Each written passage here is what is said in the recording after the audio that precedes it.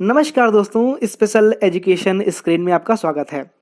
दोस्तों, आज हम बात करेंगे एडिप स्कीम के बारे में, जो कि दिव्यांगजनों के सशक्तिकरण यानी डिसेबल्ड पर्सन को सशक्त बनाने में एक महत्वपूर्ण भूमिका निभा रही है। सबसे पहले इसका हम फुल फॉर्म समझ लेते हैं। एडिप यानी assistance to disabled person for purchase और fitting of aids and appliances. तो ये इसका फुल फॉर्म है और ये स्कीम जो है वो भारत सरकार यानी गवर्नमेंट ऑफ इंडिया की है और ये डिसेबल पर्सन यानी कि दिव्यांगजनों के लिए लागू की गई है। तो सबसे पहले हम जान लेते हैं कि इस वीडियो में हम आपको क्या बताने वाले हैं। इस वीडियो में हम आपको पहले इंट्रोडक्शन देंगे इसका, और उसके बाद इसका स्कोप यानी ये स्कीम कैसे कार्य करती है ये जानेंगे। किन किन लोगों को इसका बेनिफिट मिलेगा, कौन कौन से डॉक्यूमेंट्स की जरूरत होती है और कौन कौन से सहायक उपकरण इस स्कीम के अंदर आपको दिए जाते हैं, इन सभी के बारे में विस्तार से जानेंगे। ये वीडियो आपकी सुविधा के लिए इंग्लिश और हिंदी दोनों में बनाई गई है। तो चलिए शुरू करते हैं हम इंट्रोडक्शन पार्ट से। तो भारतीय जनगणना 2011 के अकॉर्डिंग अगर हम बात करें तो हमारे देश में लगभग 2,68,00,000 लोग डिसेबल यानी दिव्यांग हैं। इसके अलावा 14 वर्ष से कम आयु के लगभग 3% बच्चे डिलेड डेवलपमेंट यानी देरी से विकास से पीड़ित हैं। उनमें से कई मानसिक रूप से मंद हैं या फिर उनको सेरेब्रल पैल्सी, जिसे हम मस्तिष्क पक्षाघात कहते हैं, उससे पीड़ित हैं। तो ऐसे में सेल्फ केयर और स्वतंत्र रूप से जीवन जीने के लिए सहायक उपकरणों की आवश्यकता पड़ती है। और आप सभी जानते ही हैं कि अब हम विकलांग शब्द का उपयोग न करते हुए उसकी जगह पर अब हम दिव्यांग शब्द का उपयोग करते हैं, जो कि एक बहुत अच्छी बात है। देखिए, भारत देश में जो बड़ी संख्या में दिव्यांग हैं वो निम्न आय वर्ग के हैं और वे इन सहायक उपकरणों के लाभ से वंचित हैं, क्योंकि वे इन उपकरणों को प्राप्त करने में या फिर खरीदने में असमर्थ हैं। दिव्यांग व्यक्तियों को सक्षम और सशक्त बनाने के लिए सरकार की तरफ से इस योजना को जारी रखने और संशोधित करने का निर्णय लिया गया है, ताकि यह अधिक से अधिक उपयोगकर्ता के अनुकूल हो और जरूरतमंद दिव्यांग को सहायक उपकरणों से वंचित न किया जाए। तो चलिए अब हम बात करते हैं इसके मेन ऑब्जेक्टिव यानी उद्देश्य के बारे में। तो एडिप योजना भारत सरकार के सामाजिक न्याय और अधिकारिता मंत्रालय, जिसे हम ministry of social justice and empowerment कहते हैं, उसकी एक बड़ी पहल है। यह योजना आधुनिक सहायक उपकरणों की खरीद में अक्षम जरूरतमंद दिव्यांग व्यक्ति की सहायता करने के लिए लागू की गई है। दिव्यांगजनों के फिजिकल, सोशल एंड साइकोलॉजिकल यानी शारीरिक, सामाजिक और मनोवैज्ञानिक पुनर्वास को बढ़ावा देने के लिए दिव्यांगता के प्रभाव को कम करके साथ ही साथ उनकी आर्थिक क्षमता में वृद्धि ही इसका उद्देश्य है। यानी कि इसको हम अगर सरल भाषा में समझें तो इस योजना के तहत उन दिव्यांगजनों को सहायक उपकरण प्रदान किए जाएंगे जो उन्हें प्राप्त करने में आर्थिक रूप से सक्षम नहीं है। तो चलिए अब हम बात कर लेते हैं इसके स्कोप के बारे में और देखेंगे कि ये योजना कैसे काम करेगी। तो ये योजना कुछ एजेंसियों के माध्यम से लागू की जाएगी और ऐसी एजेंसियों को सहायक उपकरणों की खरीद, निर्माण और वितरण के लिए वित्तीय सहायता दी जाएगी, जो कि योजना के अनुरूप रहेंगी। तो जो सरकार है उन्होंने एडिप स्कीम के अंदर कुछ एजेंसियों को इसका कार्यभार दे रखा है, वो इसी के अकॉर्डिंग जो है वो काम करेंगी।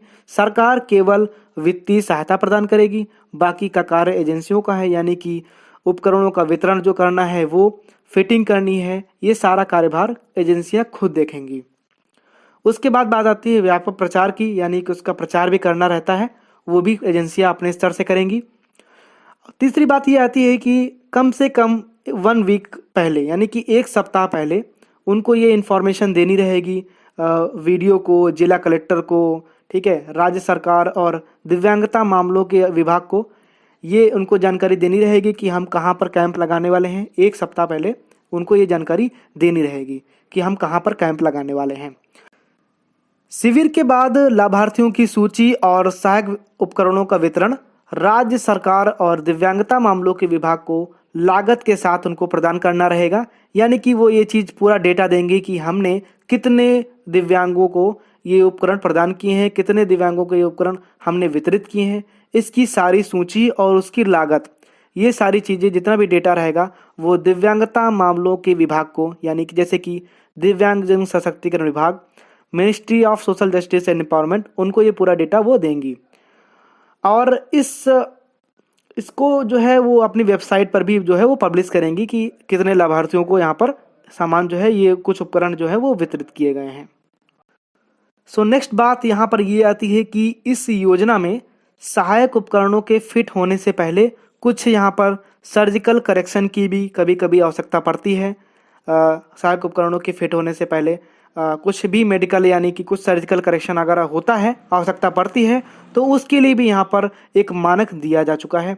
और इस एडीपी स्कीम में तो यहाँ पर लगभग रुपए 500 से लेकर 1000 तक स्पीच एंड हियरिंग इम्पेयरमेंट यानी कि श्रवण बाधिक और मूक बधिर दिव्यांगों के लिए अगर कोई भी सर्जिकल ट्रीटमेंट यानी सर्जिकल कुछ भी करेक्शन अगर जरूरत पड़ती है तो उनको यहाँ पर 500 से 1000 तक की जो है वो सुविधा दी जाएगी। और 1000 से 2000 रुपये तक जो है वो विजुअली डिसेबल्ड यानी कि जो दृष्टि दिव्यांग हैं यानी कि दृष्टिबाधित जो दिव्यांग हैं उनके लिए यहाँ पर जो है ये मानक दे रखा है। और 3000 से 5000 रुपये तक अगर कोई सर्जिकल करेक्शन यहाँ पर जरूरत पड़ती है ऑर्थोपेडिकली डिसेबल्ड यानी जो हाथ पैर से दिव्यांग हैं उनको यहाँ पर एक मानक दे रखा है 3000 से 5000 रुपये। तो अधिकतर यहाँ पर जो ऑर्थोपेडिक डिसेबल्ड हैं यानी कि जो हाथ पैर से जो दिव्यांग हैं उनके लिए सर्जिकल करेक्शन की आवश्यकता पड़ती है, तो इस मानक के अनुसार उनको यहाँ पर सर्जिकल करेक्शन जो है वो इस एडीपी स्कीम के अंदर वो करवाया जाएगा। तो चलिए अब हम बात करते हैं एलिजिबिलिटी की, यानी कि कौन कौन से दिव्यांग व्यक्ति इस योजना के अंतर्गत एलिजिबल होंगे। तो सबसे पहले है किसी भी उम्र का भारतीय नागरिक होना जरूरी है, चाहे वो किसी भी उम्र का हो। न्यूनतम 40% दिव्यांगता प्रमाण पत्र यानी कि मिनिमम 40% डिसेबिलिटी सर्टिफिकेट आपके पास होना चाहिए, न्यूनतम 40%। सभी स्रोतों से मासिक आय रुपए 20,000 प्रति माह से अधिक ना हो, यानी कि आपकी मासिक आय जो है वो रुपए 20,000 से ज़्यादा नहीं होनी चाहिए। आश्रितों के मामले में यानी कि अगर बच्चा छोटा है तो माता पिता या अभिभावक की आय रुपए 20,000 प्रति माह से अधिक नहीं होनी चाहिए, ठीक है। और नेक्स्ट चीज़ ये आती है जिन्हें किसी स्रोत से इसी उद्देश्य के लिए पिछले 3 वर्षों के दौरान कोई सहायता नहीं मिली है। अगर किसी को 3 वर्षों के दौरान कोई सहायता मिली है पिछले 3 वर्षों के दौरान तो वो एडीपी स्कीम के अंदर एलिजिबल नहीं होगा। और हालांकि इसमें ये बात आती है कि जो बच्चे हैं यानी जो 12 वर्ष से कम उम्र के बच्चों के लिए ये सीमा सिर्फ 1 वर्ष होगी, यानी अगर पिछले 1 वर्ष में उनको कोई इसी उद्देश्य के लिए कोई सहायता नहीं मिली है तो उनको एडीपी स्कीम के अंदर एलिजिबल माना जाएगा। तो ये तो बात हो गई एलिजिबिलिटी की। तो चलिए अब हम बात करते हैं अमाउंट ऑफ असिस्टेंस, यानी कि सहायता की राशि किस प्रकार होगी। तो यहाँ पर आप समझ लीजिए कि अगर आपकी इनकम 15,000 रुपये प्रति माह तक है यानी 15,000 पर मंथ तक अगर आपकी इनकम है तो आपको सहायक उपकरण की पूरी लागत जो है वो सरकार की तरफ से पे की जाएगी। और अगर आपकी इनकम 15,001 रुपये से 20,000 रुपये प्रति माह तक है तो आपको सरकार की तरफ से 50% जो है वो लागत जो है वो पे की जाएगी और बाकी का 50% वो आपको देना होगा। और एलिजिबिलिटी आप जानते हैं कि 20,000 रुपये प्रति माह से अगर ज़्यादा है तो आप एडीपी स्कीम के अंदर ही नहीं आएंगे। तो यहाँ पर ये 2 चीज़ें आपको यहाँ पर समझ में आ गई होंगी। तो चलिए अब हम बात कर लेते हैं एजेंसीज के बारे में, यानी कि सामाजिक न्याय और अधिकारिता मंत्रालय के तहत दिव्यांग मामलों के विभाग की ओर से इस योजना को लागू करने के लिए कुछ एजेंसीज को चुना गया है। तो वो एजेंसीज के माध्यम से आपको एडीपी योजना का जो है वो लाभ मिलेगा। तो कौन कौन सी एजेंसीज हैं उनके नाम भी आप देख लीजिए यहाँ पर। तो सबसे पहला आता है सोसाइटी और उनकी शाखाएं। यदि कोई सोसाइटी पंजीकरण अधिनियम 1860 के तहत अलग से पंजीकृत है। और दूसरा आता है आपका रजिस्टर्ड चैरिटेबल ट्रस्ट, यानी कि पंजीकृत धर्मार्थ ट्रस्ट उसको हम बोलते हैं। वो जिला कलेक्टर, मुख्य कार्यकारी अधिकारी, जिला विकास अधिकारी द्वारा भारतीय रेड क्रॉस सोसाइटी और अन्य स्वायत्त निकाय ये इसके अंदर आती हैं। और जो सबसे इम्पॉर्टेंट है यानी कि सामाजिक न्याय और अधिकारिता मंत्रालय, स्वास्थ्य और परिवार कल्याण मंत्रालय के प्रशासनिक नियंत्रण में राष्ट्रीय संस्थान जो है वो कौन कौन से यहाँ पर हैं। देखिए लिखा हुआ है यहाँ पर CRC यानी कंपोजिट रीजनल सेंटर्स, ठीक है, regional centres, DDRC district disability rehabilitation centre और नेशनल ट्रस्ट और LMCO, ये इतने आते हैं जो कि एजेंसीज है जिनके माध्यम से आपको एडिप स्कीम का लाभ मिलेगा, जिसमें से आपकी CRC, RC, DDRC और एलिम्को ये सबसे ज़्यादा इम्पोर्टेंट यहाँ पर माने जाते हैं। उसके बाद राष्ट्रीय राज्य दिव्यांग विकास निगम और निजी क्षेत्र में जो है 25 कंपनियां यहाँ पर हैं। और स्थानीय निकाय की अगर हम बात करें तो जिला परिषद, नगर पालिका, जिला स्वायत्त निकाय, विकास परिषद और पंचायत इत्यादि, यहाँ पर भी आपको इस एडिप स्कीम का जो है लाभ मिल जाएगा। राज्य केंद्र शासित प्रदेश केंद्रीय सरकार द्वारा अनुशंसित के रूप में अस्पतालों को अलग इकाई के रूप में पंजीकृत किया गया है, तो ऐसे अस्पतालों में भी जो है आपको एडिप स्कीम का जो है वो लाभ मिल जाएगा। नेहरू युवा केंद्र में भी आपको एडिप स्कीम का जो है वो लाभ जो है दिया जाएगा। और दिव्यांग न्याय विभाग, सामाजिक न्याय और अधिकारिता मंत्रालय द्वारा अगर किसी भी अन्य संगठन को इसमें फिट माना जाता है तो उसके तहत आपको यहाँ पर इस योजना का लाभ मिलेगा। तो यहाँ पर अगर हम बहुत ही आसान भाषा में समझें तो CRC, DDRC और एलिम्को जैसी जो संस्थान है वो जो है सहायक उपकरण जो है वितरित करती हैं। तो ये ऐसी एजेंसीज का नाम मैंने आपको बता दिया है। खैर हम आगे बढ़ते हैं और यहाँ पर हम देखते हैं कि यहाँ पर आपको कौन कौन से डॉक्यूमेंट्स जो हैं वो रजिस्ट्रेशन के लिए रिक्वायर होंगे। तो ऐसे रजिस्ट्रेशन के लिए आपको कौन कौन से डॉक्यूमेंट चाहिए वो भी देख लीजिए। तो सबसे पहले आपका आता है डिसेबिलिटी सर्टिफिकेट, यानी कि 40% का आपको जो है डिसेबिलिटी सर्टिफिकेट यहाँ पर होना चाहिए, मिनिमम 40% का। 2 फोटोज़ यानी 2 पासपोर्ट साइज फोटोग्राफ्स, ठीक है वो, और एक अलग से जो फ़ोटो आती है मतलब कि जो जिसमें पूरा, अगर आप ऑर्थो हैंडीकैप्ड हैं तो वो आपको यहाँ पर पूरी फ़ोटो देनी होगी। इनकम सर्टिफिकेट की फ़ोटोकॉपी आपकी लगेगी। आइडेंटिटी प्रूफ के लिए जो है वो इतने सारे यहाँ पर देखिए ए से लेकर क्यू तक जो है आइडेंटिटी प्रूफ दिए हुए हैं। इनमें से कोई भी आपको एक ले जाना रहेगा, जैसे कि पासपोर्ट है, ड्राइविंग लाइसेंस है, प्रॉपर्टी कार्ड है, पासबुक है, पैन कार्ड है, आधार कार्ड, वोटर ID, ठीक है, वेपन लाइसेंस, ठीक है, पेंशन कार्ड, ये सब चीज़ें जितने भी इसमें दिए हुए हैं आप इनमें से देख सकते हैं। इनमें से कोई भी एक आप जो है वहाँ पर इसकी फ़ोटोकॉपी जो है ले जा सकते हैं। तो यहाँ पर लगभग 4 डॉक्यूमेंट आपको रिक्वायर होंगे। फिर से मैं बता दूँ आपको, डिसेबिलिटी सर्टिफिकेट, ठीक है, 2 फोटो, इनकम सर्टिफिकेट और आइडेंटिटी प्रूफ के लिए इनमें से कोई एक आपको ले जाना रहेगा रजिस्ट्रेशन के लिए। तो चलिए अब हम बात कर लेते हैं types of aids and appliances under ADIP scheme, यानी एडिप स्कीम के तहत आपको कौन कौन से यानी किस किस प्रकार के सहायक उपकरण आपको मिल जाते हैं, इसकी भी हम बात कर लें। तो एडिप स्कीम के अंदर जो है पहले हम कैटेगरी वाइज यहाँ पर आपको हम बताना चाहते हैं कि ऑर्थोपेडिक डिसेबिलिटी में, यानी जो हाथ और पैर से जो दिव्यांग हैं उनके लिए कौन कौन से सहायक उपकरण यहाँ पर आपको जो दिए जाते हैं उसकी लिस्ट हम आपको दिखा रहे हैं। तो एड्स एंड अप्लायंसेस की बात करें यानी सहायक उपकरण की अगर हम बात करें तो यहाँ पर आपको ऑर्थोपेडिक डिसेबिलिटी में सबसे पहले आपको मिलता है यहाँ पर ट्राईसाइकिल, ठीक है, व्हील चेयर जो मिलती है वो बच्चों के लिए और अडल्ट के लिए, ये 2 व्हील चेयर हैं यहाँ पर। उसके बाद वॉकिंग स्टिक, वॉकर जो है वो फोल्डेबल है और नॉन फोल्डेबल ये भी आपको यहाँ पर मिल जाता है। रोलेटर, स्टैंडिंग फ्रेम, क्वाड्रीपॉड और टेट्रापॉड, और उसके बाद यहाँ पर axillary clutch, elbow clutch, CP chair और कॉर्नर चेयर, ये एड्स एंड अप्लायंसेस हैं सहायक उपकरण।